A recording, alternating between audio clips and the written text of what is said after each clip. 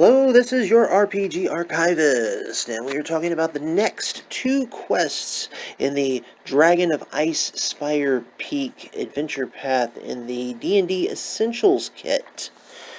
And the next two are the Loggers Camp quest and the Butterskull Ranch quest. And I pulled out that lovely world map that they have in the boxed set. You gotta love this.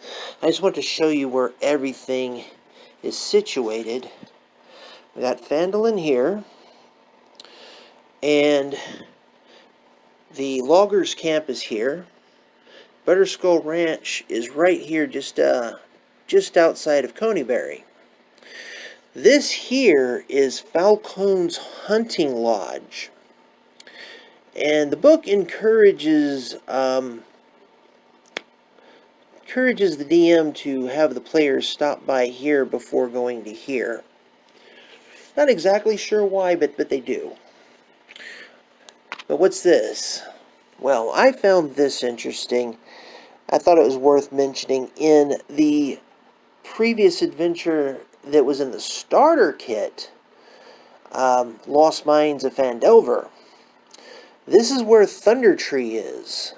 So Thunder Tree is not far from the Loggers Camp, which I find interesting, because it occurred to me it's likely that the loggers are going to be trying to run the logs down the river. There's a dragon here. There's a dragon that lives here, or at least there was. It all depends on whether or not you played that adventure and your players killed the dragon. My players did not kill Venom Fang. So there is still a Venom Fang as well as a Cryo Vein in my adventure that I'm currently running. And even though this has nothing to do with the Icespire Peak adventure, I just wanted to throw this out there. When I ran Lost Mine of Phandelver, look where Neverwinter is. Look where Phandalin is. Look at Neverwinter. Check out Phandalin.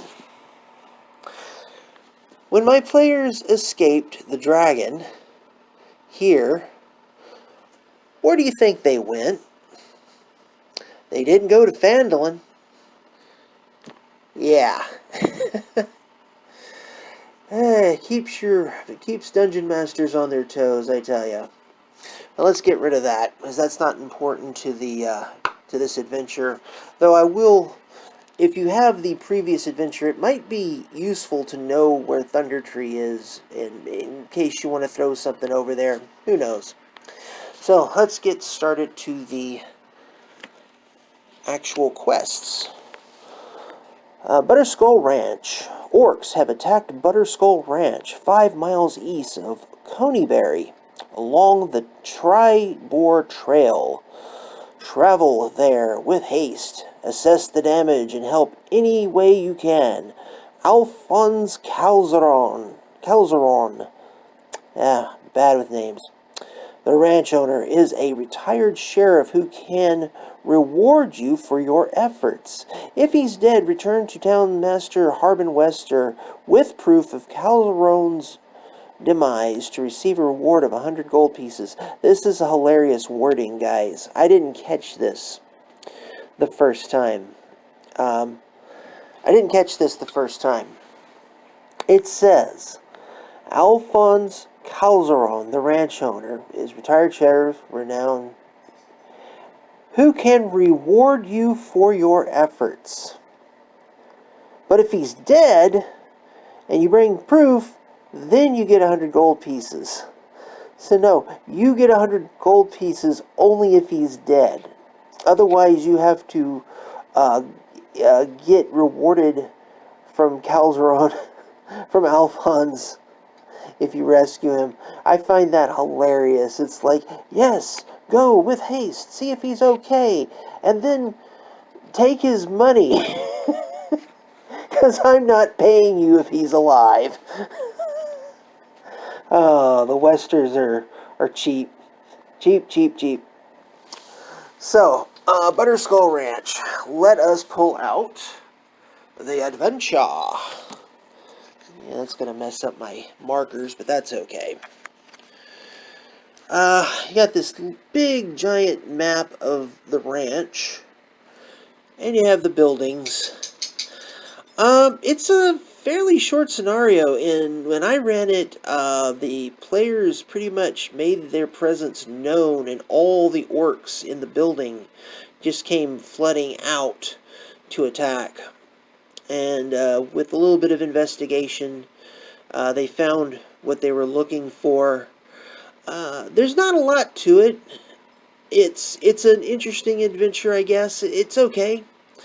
Now, there is something you could find in Coneyberry on the way to the ranch.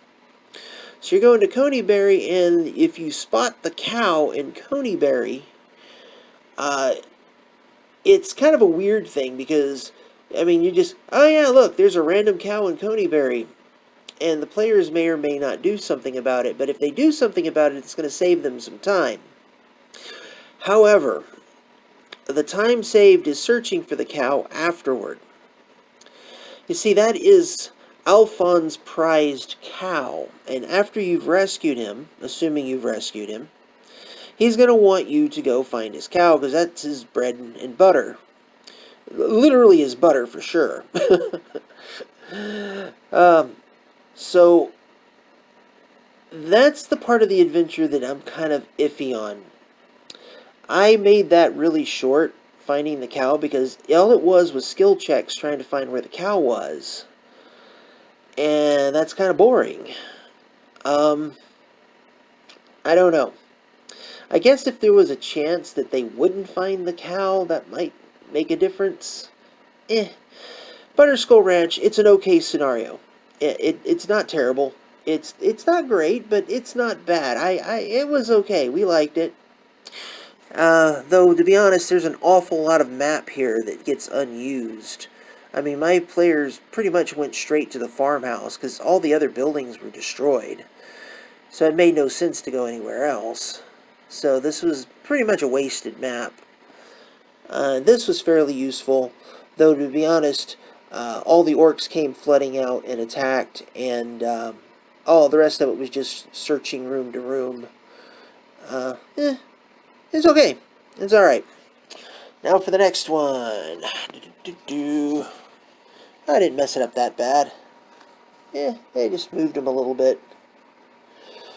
Okay, we did Butterskull Ranch. Now for the Loggers Camp Quest. Deep in Neverwinter Wood, along the river that flows west toward Neverwinter, is a logging camp. Every 2 months, Phandalin delivers fresh supplies to the camp, which is run by the half-brother of Phandalin's townmaster, Harbin Wester. Barthen, the local provisioner, has prepared a new delivery. He needs someone to bear the supplies safely to the camp. Return to Harbin Wester with a notice of delivery signed by his half-brother, Tibor Wester, to claim your reward of 100 gold pieces. Now this one, ladies and gentlemen, is a very good scenario. I rather enjoyed this one. Though I will confess, I kind of failed. Also, I apologize because I should have realized this. Where do I start? Oh, you know that thing at the beginning of every video you're supposed to say? What is that? Spoilers! Yeah, a little late now, guys, I guess. I gotta get into the routine of saying spoilers before every video like this. This is terrible. Very unprofessional. Very unprofessional. Anyway, so here's the deal. You've got these ant monsters, Akhags, hang on, I'm just going to flip to the page with the monster in it, because I'm not sure how to pronounce it. I just described the creature and let them figure it out. Well, it's going to be in the other way, isn't it, because it starts with an A. Bear with me, folks, bear with me. Alright, there it is. Ankeg. Yeah, these things. These little burrowing horrors. And this should have been a great scenario, but I messed up. And I'll tell you why. The players investigate the logging camp. They find the camp empty. Now, what's supposed to happen is as they get within 30 feet of these areas, these Ankh eggs are supposed to pop out and attack.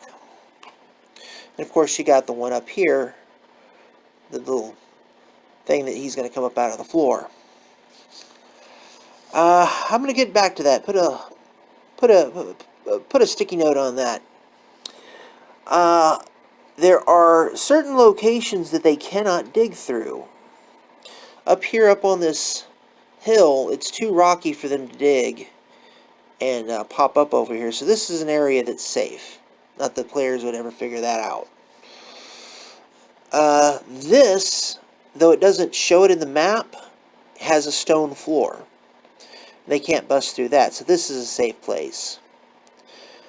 Everywhere else is unsafe. This has a wooden floor, so that they're going to be able to bust through the wooden floor, but apparently not through the stone foundation of this ruined building here. Okay, remember when I said Nomengard was alien? Nomengard was alien. Remember that when you're running Nomengard, it's alien. Now, if Nomengard is alien, Logger's Camp is Tremors. You ever see Tremors? If you haven't seen Tremors, go watch it. It is a fun flick. It is really good. Loved that movie. Used to rent it all the time back when it was on VHS. That show how old I am. So, I would make some adjustments here. I don't like... These feel too stationary. They feel like landmines more than anything. And my players missed the landmines. I forgot how, but they came up through this way. And I'd assumed that they had parked their ox cart here just because there's a cart there. Yeah. Oh, by the way, you have an ox in tow with you named Vincent, and Vincent is pulling the cart, and you have instructions to protect Vincent, which is some good information to have. What would I do different? Okay. Once the players enter the map, instead of these being landmines, I would roll a die. Roll a d6.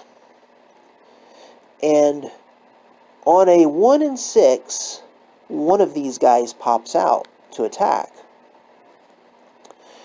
It's like, ooh, nice. Now, they're not going to go up here, obviously, and they're not going to go up here, but the players probably shouldn't even be up there anyway. My players ended up exploring there after the fact, and there was like no danger, and it not necessary. But yeah, on a 1, on a d6, one of these guys attack. And during battle, at the beginning of each turn, roll another d6 to see if another one shows up. Because they've got like tremor sense, if I remember correctly. And they're going to be attracted to movement. And you do this until all 3 of them have attacked. Leave this one where it is, because I like where he is. It's fun to have that big dramatic moment where he bursts through the floors. So yeah, this is Tremors. And remember that they are also defending the cart with Vincent. I failed on this one. It didn't click until midway through it. When somebody pointed it out, and I went, oh yeah. And if that had clicked for me, I would have done it the way I just explained it, instead of having these guys as landmines. So I don't like them as landmines. I like them as just active creatures, an active threat. You don't know where they're going to pop out. Another interesting thing of note, there is I forgot what they called it, a totem of some sort, inside the fireplace. unless they specifically search the fireplace, they're not necessarily going to find it. I fudged a little. They were in the general area, says, we searched the building, and I went, okay, well, roll it. And I gave them a perception check to spot it in the fireplace, even though they weren't specifically looking in the fireplace. Getting rid of the totem gets rid of all these. So, yeah, I guess I would assume that one disappears as well. I don't know. So this is my rule of thumb. This is what I'm thinking. If they make their perception check while searching the ruined building, they could spot it in the fireplace. If they specifically search the fireplace, just say, you got it. Look what you found. So yeah, there's a little foreshadowing in here too. There's a threatening-looking boar that watches them at the beginning of the adventure. I even threw it in at the end of the adventure as well. Yeah, you see a boar and he's glaring at you, or it's glaring at you, or what's that boar want? Yeah, the boar is explained later. So yeah, there is the logger's camp. When you find Tribor Wester hauled up, he's like the only survivor because of course he is. That's something interesting about this is two situations where you're going to effectively rescue an NPC and all of his minions are dead, and the one guy that you came to look for just happens to be the one that survived. Yeah, so I don't know. I don't know if I would fix that or not, but yeah, kind of convenient, but I don't think the players cared one way or the other. They got their guy.